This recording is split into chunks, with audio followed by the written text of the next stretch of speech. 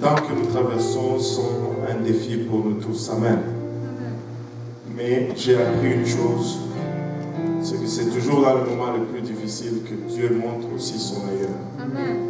Et c'est lorsque nous sommes au bout de nos moyens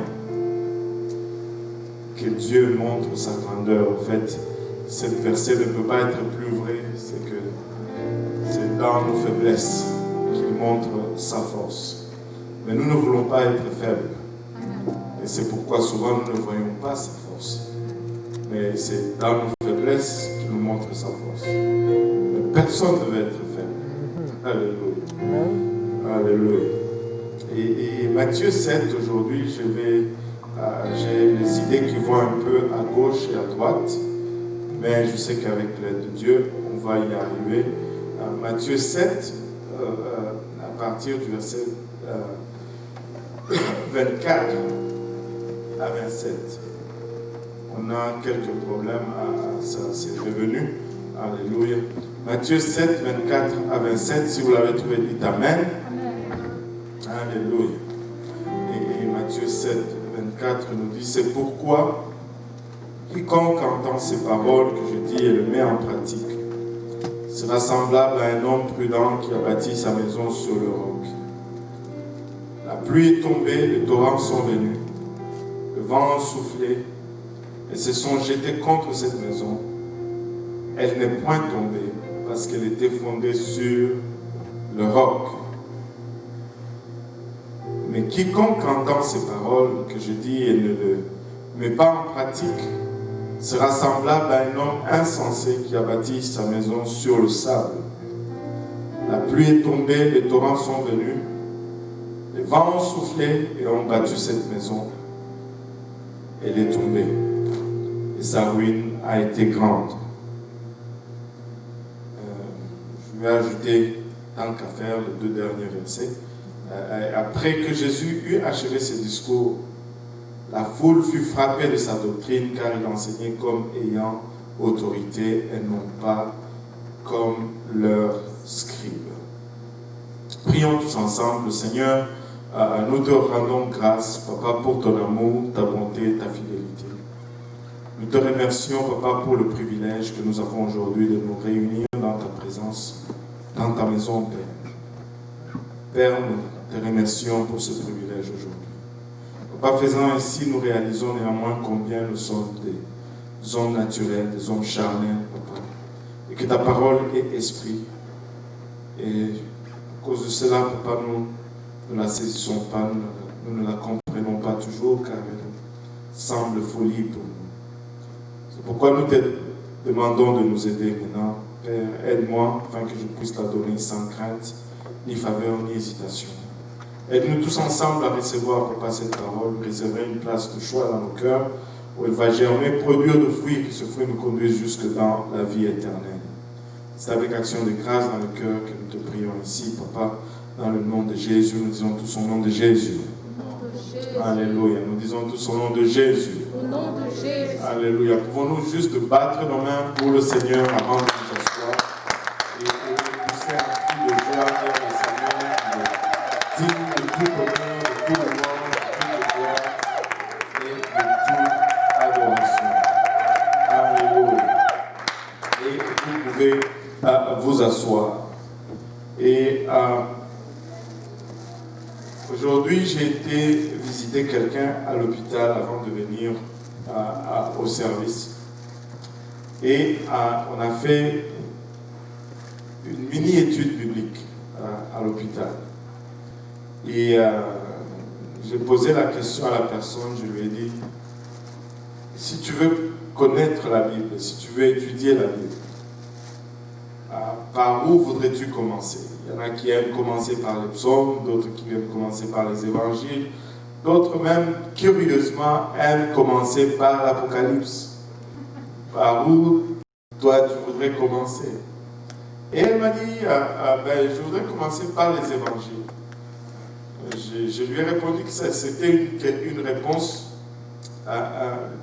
logique intellectuellement, parce que ça te place un peu proche, c'est plus proche de notre réalité, en tout cas, que l'Ancien Testament. Amen. Tout le monde est au moins d'accord là-dessus. Mais je lui ai dit, c'est toujours bien de commencer là où Dieu a commencé. Parce que Dieu connaît mieux que nous. Dieu a commencé dans Genèse 1:1 au commencement. Amen. Alléluia. C'est bien toujours de commencer au commencement. Mais là, je suis en train de violer ce principe dans ma vie aujourd'hui. Le passage que je viens de vous lire, c'est la fin du sermon du Seigneur Jésus-Christ. Et le sermon le plus célèbre, une des parties la plus exploitée, une partie sur laquelle on a enseigné tellement le sermon sur la montagne. Il y a des gens qui disent que c'est le discours le plus important, le plus profond, le plus bouleversant et le plus marquant de toute l'histoire de l'humanité, et je crois cela. Parce que Matthieu 5-7 renferme les principes très profonds, des principes qui sont fondamentaux, qui sont très profonds, que si tu arrives à appliquer tout Matthieu 5-7, je te dis, je t'élève mon chapeau. Mais le passage que nous avons lu, c'est à la fin de Matthieu, du sermon sur la montagne, 5-7. C'est vraiment, le Seigneur est en train de conclure cet enseignement. Et en conclusion de l'enseignement, il nous dit ceci. Il dit, c'est pourquoi quiconque entend ces paroles que je dis et les met en pratique sera semblable à un homme prudent qui a bâti sa maison sur le roc. C'est beau d'écouter la parole de Dieu. C'est beau de savoir tout ce que nous savons, toutes les vérités que nous sommes en train d'acquérir et que nous acquérons durant notre marche. Mais le Seigneur nous donne un avertissement très important ici. Il dit, quiconque entend ces paroles et qui les met en pratique est semblable à un homme prudent qui a bâti sa maison sur le roc. Et il dit, la pluie est tombée, les torrents sont venus, les vents ont soufflé et se sont jetés contre cette maison. Elle n'est point tombée parce qu'elle était fondée sur le roc. Prendre la parole de Dieu et la mettre en pratique et comparer à un homme qui bâtit sa maison sur la bonne fondation, sur le rocher, parce que les épreuves vont venir et la construction va être testée. Et si cette construction est bâtie sur la parole de Dieu, cette construction va tenir. Et la Bible fait référence ici aux épreuves qui vont venir comme étant le vent et la pluie et autres. Mais regardons en contraste, le verset 26 nous dit, mais quiconque entend ces paroles que je dis et ne les met pas en pratique sera semblable à un homme insensé qui a bâti sa maison sur le sable. La pluie est tombée, les torrents sont venus, les vents ont soufflé et ont battu cette maison. Elle est tombée et sa ruine a été grande. Maintenant, si nous regardons ces deux personnes, le sage et l'insensé, ils ont tous les deux assisté à l'enseignement du Seigneur. Ils ont tous les deux été à l'église. Probablement les deux se sont levés le matin. Les deux se sont apprêtés. Ils sont arrivés et jusque-là, on ne fait aucune différence entre les deux.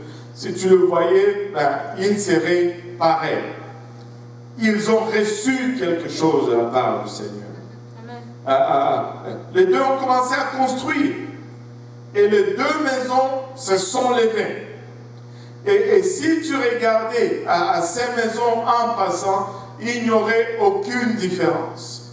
Tu pourrais bien t'abriter ou dormir dans l'une comme dans l'autre. Tu tu pourrais bien approuver l'une comme l'autre parce que à vue d'œil, il n'y a aucune différence entre les deux maisons. Les deux maisons sont levées et les deux maisons sont habitées. Mais on a commencé à voir la différence lorsque l'épreuve a pris place. On a commencé à voir la différence lorsque ils ont été mis à l'épreuve. Laissez-moi vous dire ceci. Nous venons tous à l'église. Nous entendons le même message. Nous recevons la même vérité. Et on peut nous regarder et dire qu'il n'y a pas de différence. Mais lorsque l'épreuve arrive, comment nous répondons à l'épreuve? C'est ce qui détermine ou qui expose si nous sommes bâtis sur le rocher ou sur le sable. Je vais juste faire une pause ici. Qu'est-ce que ça veut dire dans le contexte où nous sommes aujourd'hui, bâtir sur le rocher ou bâtir sur le sable? Et nous sommes en train de vivre, comme je l'ai dit tout à l'heure, probablement un des temps les plus difficiles dans notre existence comme humanité, comme société, ou je dirais même comme individu. Je ne sais pas pour vous, peut-être que vous avez déjà vécu d'autres circonstances plus difficiles, mais de mémoire d'homme, je ne me rappelle pas une situation comme celle que nous vivons aujourd'hui dans cette pandémie.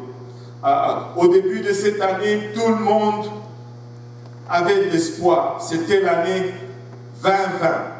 Et tous les dictons ont été sortis. Tous les pronostics étaient positifs. 2020, vision de l'aigle, vision parfaite. 2020, double portion. 2020, double croissance. Nous avons eu, l'espoir était au summum. Personne n'a regardé l'année 2020 et anticipé une mauvaise année. 2019 était bizarre, mais ce n'est pas comparable à ce que nous sommes en train de vivre aujourd'hui. 2019 était, je dirais, c'était pas une bonne année, mais au point où nous sommes, je prendrais bien 2019. Alléluia. Je ne sais pas si vous êtes déjà rendu là. C'est pourquoi il faut pas toujours trop se plaindre. Si nous appliquons le même principe, on ne veut pas rentrer en 2021. On veut rester en 2020. Ou même reculer en 2019. 2019 n'était pas une bonne année. C'était tout était croche, des problèmes à l'église, à la maison, les études bibliques. C'était difficile. Et quand on est entré en 2020, on s'est dit ouf, 2020, alléluia. On pèse sur le bouton, tu sais, le bouton de l'ordinateur, tu pèses puis tu gardes là-dessus, ça s'éteint et puis ça répare. On dit, on fait cela, comment on appelle ça? Un reset. Voilà, un reset. Voilà. On éteint tout, on efface tous les fichiers, on répare. Mais là, nous sommes en train de rechercher le fichier qu'on a effacé. De 2020. Maintenant, on peut regarder cette situation et voir la différence. Sur quoi on était battu. Si nous avions pris le temps de faire notre devoir, si nous avions pris le temps d'écouter la parole de Dieu, de la mettre en pratique, oui c'est difficile, mais notre maison va se tenir debout. Si, alléluia, nous n'avons pas pris cette chose au sérieux, bien sûr, nous sommes en train de ramasser les briques pour remonter les murs. Bien sûr, ça devient plus compliqué. Laissez-moi vous dire, Si tu regardes, nous sommes toujours à la recherche de quelque chose de solide et de stable. Nous sommes toujours à la recherche de quelque chose qui ne va pas changer, qui va demeurer. Et très souvent, nous tâtonnons à gauche, à droite pour cette chose. Mais il n'y a qu'une seule chose qui est immuable, et c'est Jésus-Christ. Tout change. Tout est sujet au temps. Seul Jésus-Christ demeure inchangeable. Il ne change pas. En lui, il n'y a aucun nombre de variations. C'est pourquoi il devient essentiel de prendre Jésus-Christ comme la fondation sur laquelle nous allons bâtir. Il n'est pas étonnant que la Bible se réfère à lui comme étant le rocher de sage. Il n'est pas étonnant, alléluia, que la Bible se réfère à lui comme étant le rocher éternel. Écoutez, aujourd'hui, si tu as pris la peine de bâtir sur Jésus-Christ, pandémie ou pas pandémie, ta maison va tenir debout et tu vas passer à travers tout ce à quoi tu fais face aujourd'hui. Il est le rocher de sage. Il est, alléluia, la fondation sur laquelle nous sommes appelés à bâtir. La Bible est un livre merveilleux. La Bible est un livre qui nous déclare, ou plutôt qui nous raconte l'amour que Dieu a pour son peuple. Et quand nous voyons dès la création, l'homme a péché, il a été éloigné de Dieu par son péché. Mais Jésus-Christ est venu afin qu'il soit cette fondation sur laquelle tu peux bâtir aujourd'hui. C'est une question tellement simple, mais qui suscite encore beaucoup de controverses aujourd'hui. Je ne voudrais pas entendre ce que Jésus a enseigné et ne pas bâtir dessus. Il y en a plusieurs et je ne sais pas, je pense que Dieu l'a fait exprès comme ça, de sorte que personne ne va pouvoir dire que moi, oh, moi, non. Tout le monde a entendu parler de ce Jésus-Christ. S'il y a un message qui est aussi répandu, c'est la parole de Dieu. C'est ce livre qu'est la Bible. J'écoutais un argument. Un jeune a posé cette question, il a dit: comment est-ce que je vais faire pour arriver à cette place où je crois que la parole de Dieu, la Bible c'est la parole de Dieu, quand je vois tant de personnes qui la lisent, mais qui ne croient pas, tant de personnes qui la lisent, mais qui sont encore dans des problèmes, qui sont encore dans des troubles, qui sont encore dans la même misère, bien qu'ils la lisent. Si c'était la parole de Dieu, il devait juste la croire. Et la réponse qui lui a été donnée a été une réponse très sage. Et c'est à cela que je voudrais nous amener aujourd'hui. La réponse qui lui a été donnée était celle-ci. La parole de Dieu, quand Dieu a créé l'homme, il lui a fait un des meilleurs cadeaux qu'on ne puisse faire à une personne. Et ce cadeau, c'est le pouvoir de choisir. On peut me présenter un fait bien expliqué. Reste que je serai toujours libre de croire ou de ne pas croire. Aujourd'hui, on nous parle des changements climatiques. Il y a ceux qui croient, on les appelle les écolos, et ils croient dans les changements climatiques, les mêmes preuves. Et il y a ceux qui ne croient pas, on les appelle les sceptiques, les climato-sceptiques, voilà, les climato-sceptiques, bon, je ne veux pas vous dire dans quel camp je suis. Vous attendez, écoutez. Non, je ne veux pas vous dire dans quel cas. On les appelle les climato-sceptiques. Voilà. Le même argument. Mais le pouvoir de choisir demeure toujours entre les mains de l'homme. Maintenant, si moi, je base ma croyance sur la décision de l'autre, en fait, je suis en train d'hypothéquer la liberté que Dieu m'a donnée si chèrement.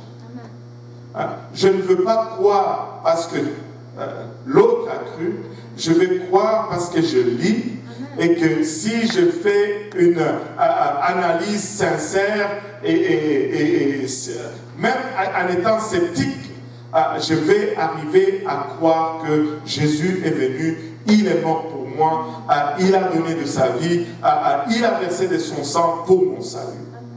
C'est ce que la Bible me parle. C'est ce que la Bible me dit. Maintenant, on peut discuter ce que Jésus a fait sur la croix pour nous. Mais il n'y a pas une autre façon de s'en sortir que de bâtir sur lui. Il n'y a pas d'autre rocher que Jésus-Christ. Si nous bâtissons sur lui, nous allons pouvoir garder notre maison, nous allons pouvoir avoir le produit de notre travail, peu importe les circonstances ou les conditions que ce monde va passer à travers.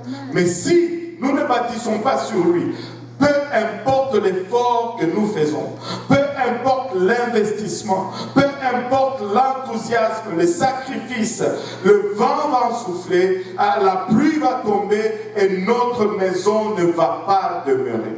Mais comment je commence à bâtir sur Jésus-Christ? Comment est-ce que je commence à bâtir sur Jésus-Christ aujourd'hui? La première étape de commencer à bâtir sur ces rochers, c'est d'abord commencer par se remettre en question, réaliser où je suis exactement, combien infiniment insignificatif que je suis et combien grand est ce Dieu. Alléluia. Mais malgré cet écart, il n'a pas hésité un seul instant à se rabaisser à mon niveau pour que je puisse l'atteindre. Je réalise combien j'étais loin de lui. Alléluia. Mais il a fermé l'écart entre nous. C'est lui qui est venu. Depuis le commencement, c'est lui qui vient. Depuis, alléluia, à chaque fois que l'homme faillit, c'est toujours Dieu qui vient à sa recherche. Tu es là parce que quelqu'un est venu t'apporter l'évangile. Alléluia. Il y a toujours un effort de la part de Dieu pour t'atteindre. Je dois commencer par reconnaître cela. Je dois commencer par reconnaître combien je suis pécheur et combien il est juste et combien dans sa grâce il a étendu sa main vers moi et changer de direction et commencer à aller vers lui. Qu'est-ce que tu es en train de faire? Je suis en train d'essayer juste de bâtir sur cette fondation. Je suis en train juste de prendre cette histoire merveilleuse, de l'écouter et de la mettre en pratique. Je ne veux pas être comme celui qui écoute, mais qui ne met pas en pratique. Si je veux bâtir sur Jésus-Christ, alléluia, je vais venir et je vais, alléluia, me repentir d'abord de mes péchés.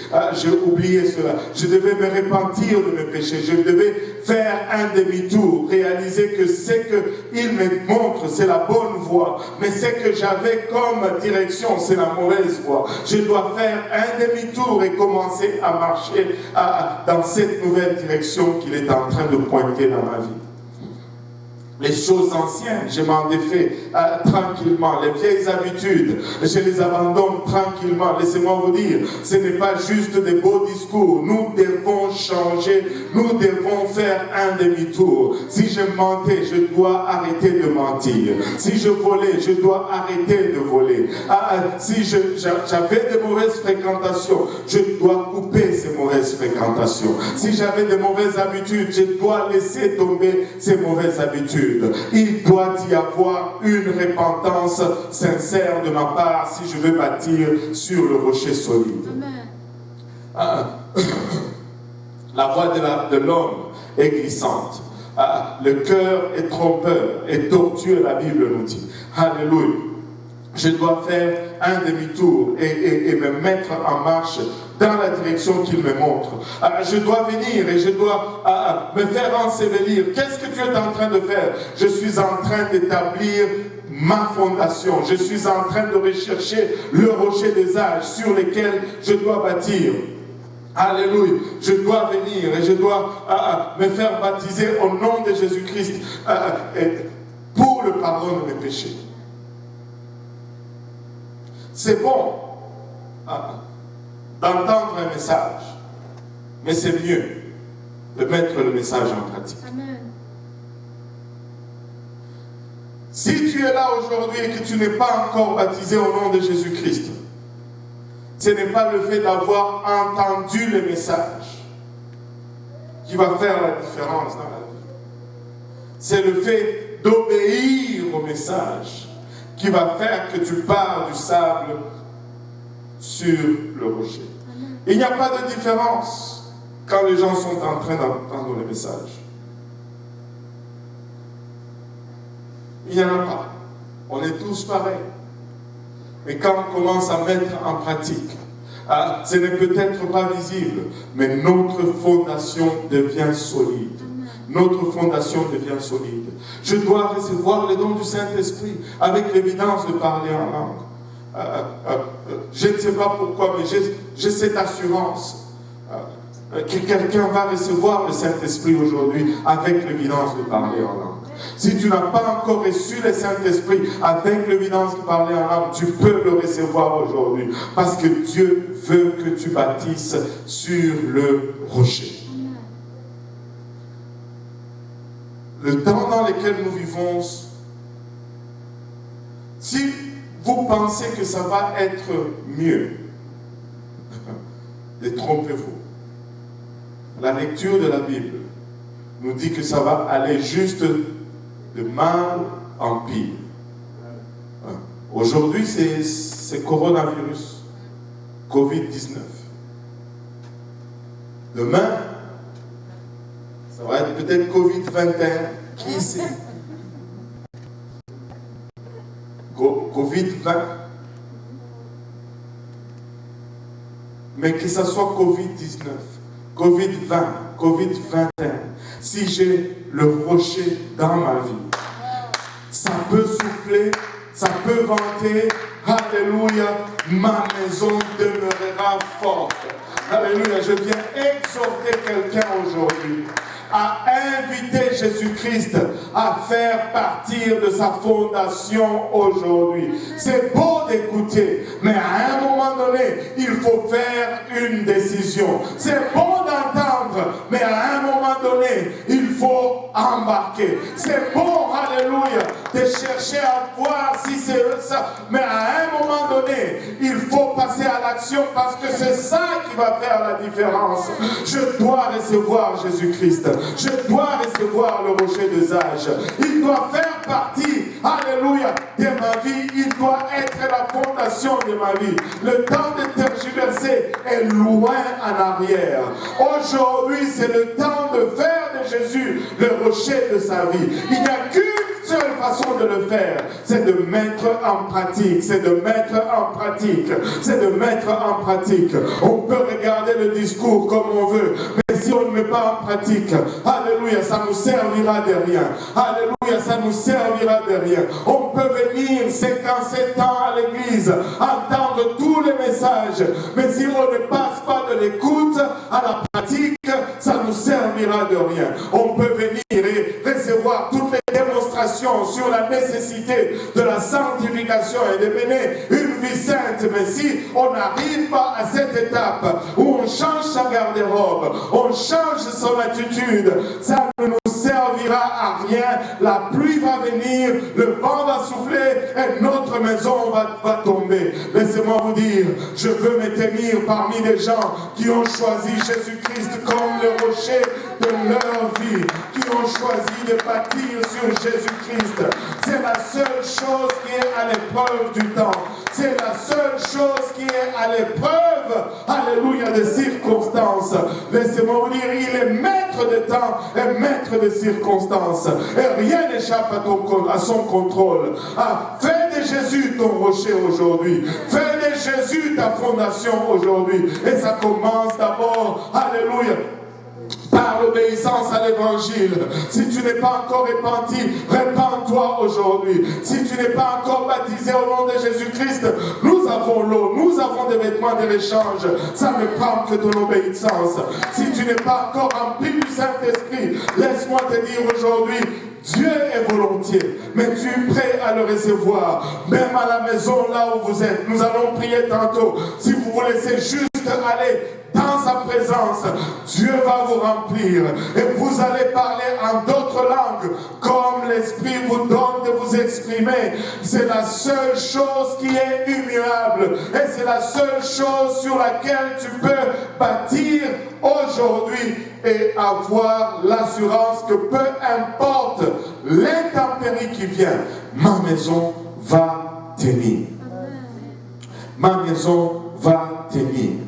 Alléluia. Vous savez, quand le monde devient un trouble comme ça, quand nous traversons des temps compliqués, des temps difficiles, alléluia, si notre maison est bâtie sur le rocher, nous n'avons pas peur, nous avons l'assurance.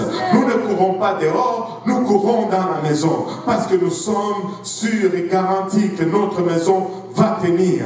Mais si, alléluia, ta fondation n'est pas correcte, un tremblement de terre, tu veux sortir de la maison parce que tu as peur que ça s'écroule sur toi. Laissez-moi vous dire, alléluia, si ton assurance est à la bonne place, tout ce qui se passe dehors ne t'effraie pas, ne te rassure.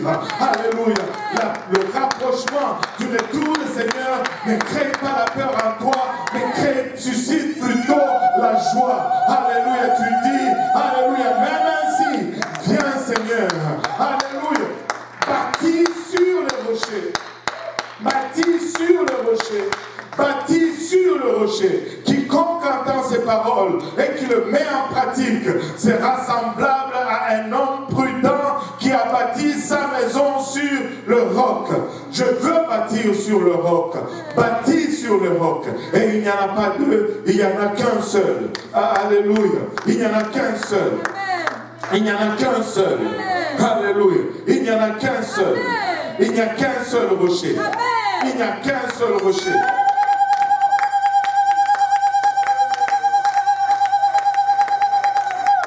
Il n'y a qu'un seul rocher.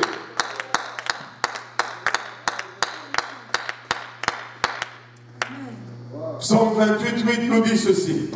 L'Éternel est la force de son peuple. Il est le rocher de délivrance de son roi. Il n'y en a qu'un seul rocher.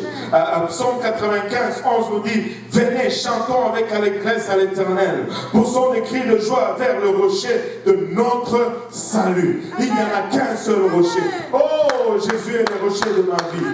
Jésus est le rocher de ma vie. Il est le rocher de mon salut. Alléluia. Il peut pleuvoir, il peut vanter. La pestilence peut venir, mais ma maison va tenir. Ésaïe 17:10 nous dit, car tu as oublié le Dieu de ton salut. Tu ne t'es pas souvenu du rocher de ton refuge. Il est notre rocher. Il est le rocher de notre refuge. Il est le rocher de notre refuge. Alléluia. Ésaïe 26:4 nous dit, confiez-vous à l'Éternel à perpétuité. Alléluia. Pas pour un temps, mais à perpétuité. À perpétuité, à ce mot, ce n'est pas temps perpétue, c'est-à-dire à jamais, pour toujours. Je ne parle pas de temps perpétue, à perpétuité, pour toujours. À jamais, alléluia, à perpétuité, car l'Éternel est le rocher des siècles, le rocher des siècles, bâti sur le rocher aujourd'hui, bâti sur le rocher. L'épreuve va venir, alléluia, l'épreuve va venir. Laissez-moi vous dire, dans ce monde, le vent va souffler, dans ce monde, la pluie va tomber, dans ce monde, le feu va venir pour dérober, dans ce monde, les maladies, alléluia, les attaques et toutes ces choses. Mais lorsque nous sommes sur le rocher, lorsque nous mettons ces paroles en pratique, notre maison se tient debout et devient un lieu de refuge. un lieu de refuge.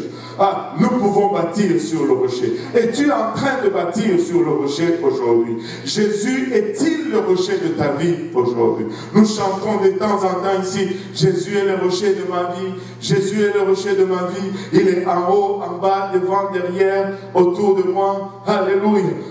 Laisse-moi, j'invite à quelqu'un aujourd'hui de faire de Jésus-Christ le rocher de ta vie. J'invite à quelqu'un aujourd'hui de faire de Jésus le rocher de ta vie. Oui, il y a plusieurs choix dans le monde. Il y a Bouddha, il y a Allah, il y a Confucius, il y a toutes les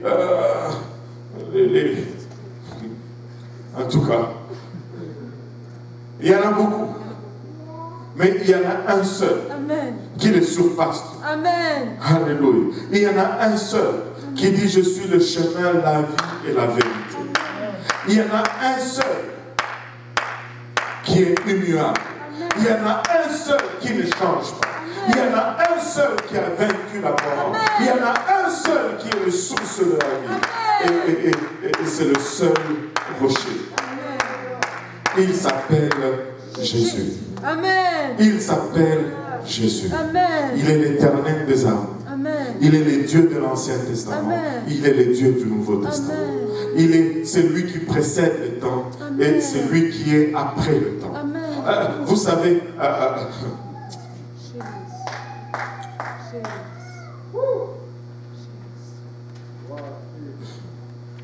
le tout premier verset de la Bible nous dit, au commencement, Dieu créa les cieux et la terre. Au commencement, le temps. Il ne pouvait pas être dans le temps et créer le temps. Il était avant le temps. Il était avant le temps. Amen. Il était avant le temps. Au commencement, Dieu créa les cieux, l'espace. Amen. Il ne pouvait pas être dans l'espace et créer l'espace. Il était avant l'espace.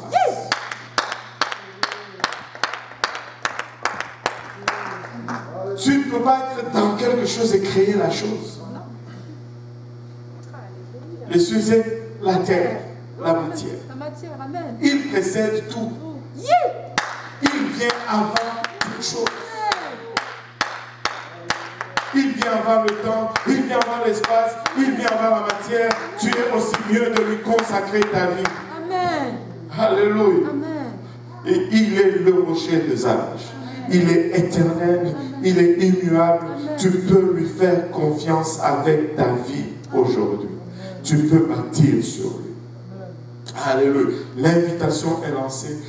Je ne sais pas ce que tu traverses, mais je n'ai pas besoin de savoir. Je n'ai qu'à regarder autour de nous, dans les conditions dans lesquelles nous vivons aujourd'hui, pour pouvoir te dire, assurément, tu as besoin de Jésus-Christ.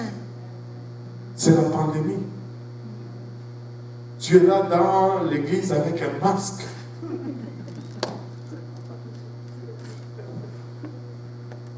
Tu as besoin de Jésus-Christ sur toi. Amen. Amen. Oh. Amen. Et s'il n'est pas encore le fondement dans ta vie, s'il n'est pas encore le rocher, il peut le devenir aujourd'hui. Tu n'as pas besoin de catéchèse. Tu as besoin juste de mettre en application sa parole. Amen. Tu dois juste te repentir, te faire baptiser au nom de Jésus-Christ et recevoir son esprit. Et après, te laisser guider par cet esprit-là. Bâtis sur le rocher aujourd'hui. Fais de Jésus-Christ l'essentiel de ta vie. Fais de Jésus-Christ le fondement de ta vie. Fais de Jésus-Christ le fondement de ta famille. Fais de Jésus-Christ le projet le plus important pour ton futur. Laisse-moi te dire ceci. Tout est à l'épreuve du temps et des intempéries. Tout va pourrir. Amen. Amen. Seul Jésus-Christ reste. Amen.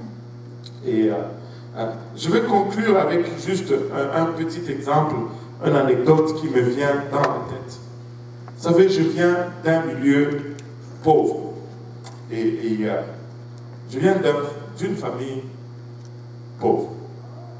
Même si vous voyez le frère Mutombo qui a l'air riche, ça c'est l'apparence. On vient de loin. Amen. Dieu est bon. Amen. Si tu es venu pour me dire que Dieu n'est pas bon, tu es en retard. Tu es vraiment en retard. Je regarde mon frère, je dis, ah, Dieu est bon. Alléluia. Vous savez, on vient d'une famille pauvre. On n'est pas...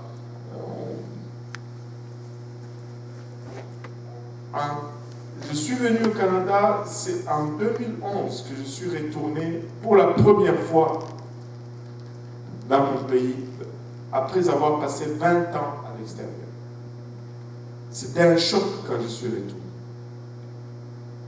Tout avait 20 ans de plus que ce que j'avais laissé. Donc tous les enfants qui avaient 19 ans, je ne les avais jamais vus. La personne qui avait 20 ans quand j'ai quitté, en avait 40. Et quand j'ai quitté, mon père avait une cinquantaine d'années. C'était un homme dans le fleur de l'âge. 50 ans.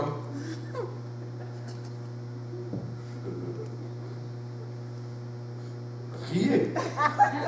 Moi aussi, j'étais là. Je pensais que 50 ans, c'était beaucoup. Mais ce n'est pas beaucoup. C'est pas beaucoup. Mon père avait 50 ans, fleur de l'âge. Il était l'homme fort. Et tout dépendait de lui à la maison. Mon frère peut en témoigner. Non seulement notre maison, mais quasiment la moitié de notre clan. Presque. Un tiers peut-être. Beaucoup de gens dépendaient de lui. Mais je suis retourné. Je trouvais un monsieur frêle. Un monsieur fatigué par le temps. Et c'est lui qui, de temps en temps, me demandait, mais qu'est-ce qu'on fait? C'était un choc. Si j'avais bâti sur mon père, ces jours-là, j'allais être sérieusement dans les trous. J'ai regardé autour de nous, il y avait des familles qui étaient bien nantis. Mais le temps avait fait son œuvre. Il y avait une famille dont le père était médecin. C'était un des grands messieurs à l'époque, qu'on appelait docteur. Et il était un anesthésiste, je pense un de 2 ou 3 anesthésistes au Congo, directeur d'un grand hôpital. Quand je partais, il était... Mais quand je suis retourné, il était déjà décédé. Mais je ne pouvais pas croire que sa famille habitait là où ils habitaient. Mais c'est moi vous dire ceci. Tout est à l'épreuve du temps.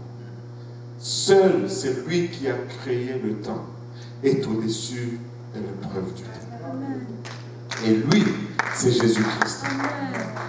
C'est Jésus-Christ. S'il n'est pas encore le centre de ta vie, c'est le jour aujourd'hui de commencer à bâtir sur eux.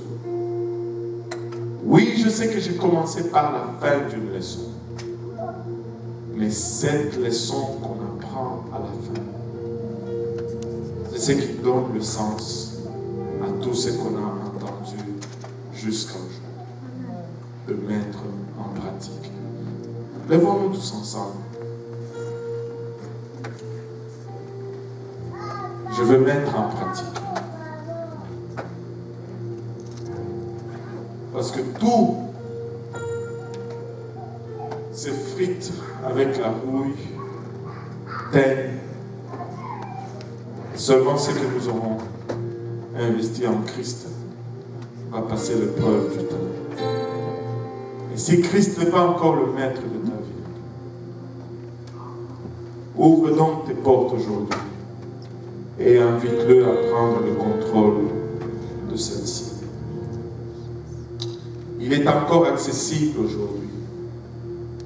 Sa grâce est encore d'actualité. Le prix qu'il a payé à la croix est encore à notre portée. Tu peux t'approcher de lui aujourd'hui. Tu peux faire de Jésus-Christ le rocher de ta vie. Tu peux faire de Jésus-Christ aujourd'hui le rocher de ta vie. Prions tous ensemble. Seigneur Jésus, nous te rendons grâce, Papa, pour ton amour, ta bonté et ta fidélité. Nous te remercions, Éternel, pour le privilège que nous avons de te connaître. Papa, mais juste une connaissance mentale n'est pas suffisante. Nous savons, Papa, qu'en nous, il y a des luttes continues et cette chair, Papa, se rebelle toujours contre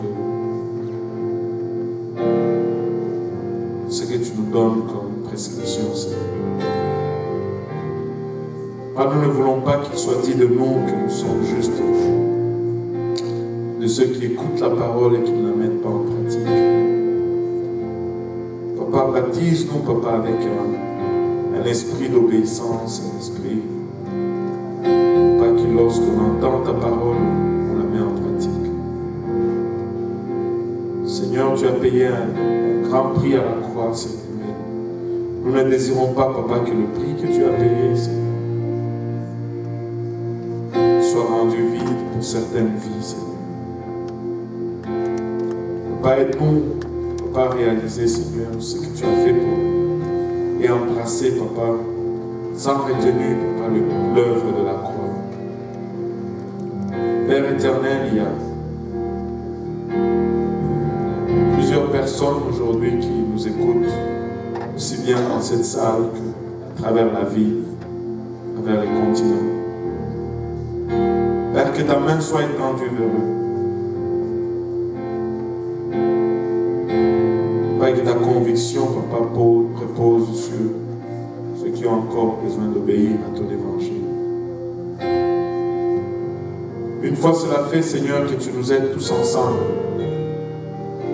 afin que nous puissions, Seigneur Jésus-Christ, continuellement bâtir sur le rocher.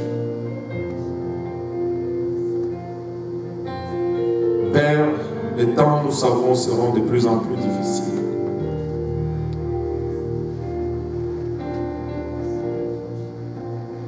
Nous ne pouvons pas changer cela.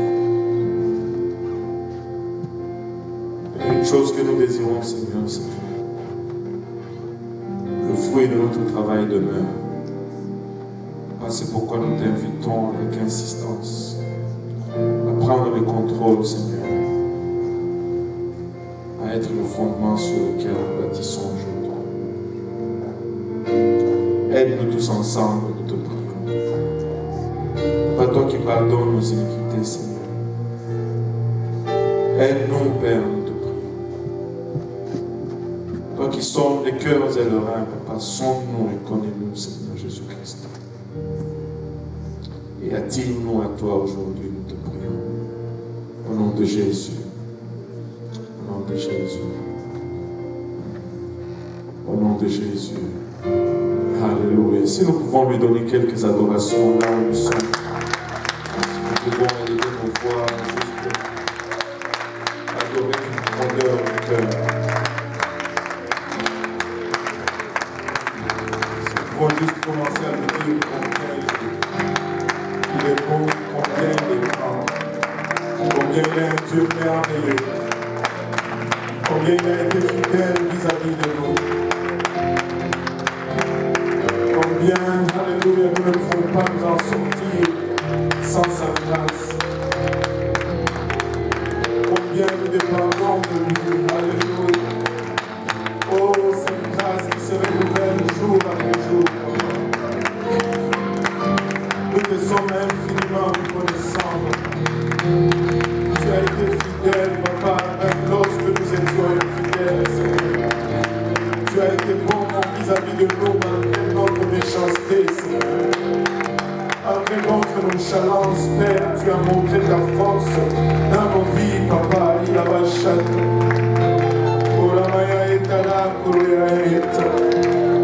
Tu as été fidèle, Père. Et tu demeures fidèle, papa. Tu es notre rocher, papa. Et sur toi, nous nous appuyons, Seigneur Jésus. Sur toi et toi seul, papa, nous nous tenons.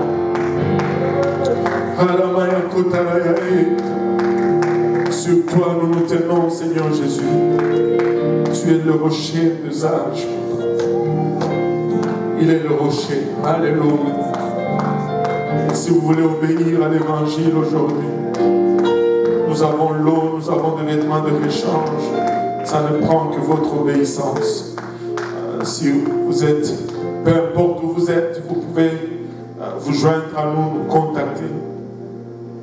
Si le désir est d'obéir à l'évangile, nous allons être des facilitateurs pour cela. Si vous n'êtes pas trop loin de notre rayon, nous allons pouvoir le faire ici même. Mais si vous êtes en dehors de notre rayon, nous allons pouvoir vous diriger quelque part. Vous pouvez vraiment, en obéissance, en mise en pratique de la parole du Seigneur, vous faire baptiser au nom de Jésus-Christ. Alléluia. Recevoir son esprit.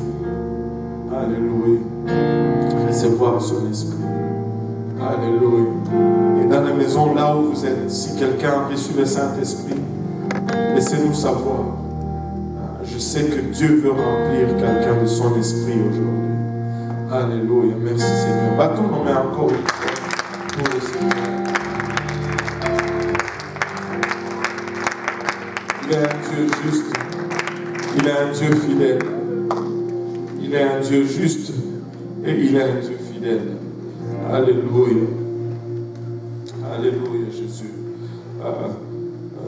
On va conclure le service aujourd'hui. Si vous pouvez nous aider encore une fois pour juste désinfecter le lieu.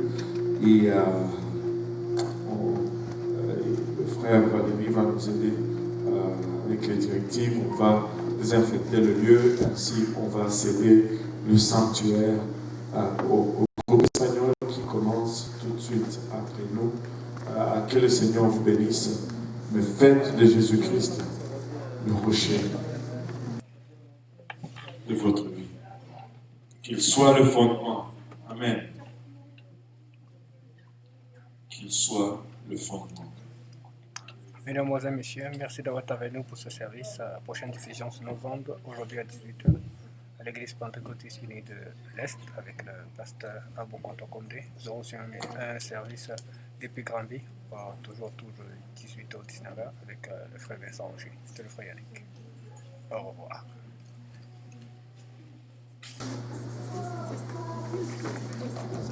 Merci.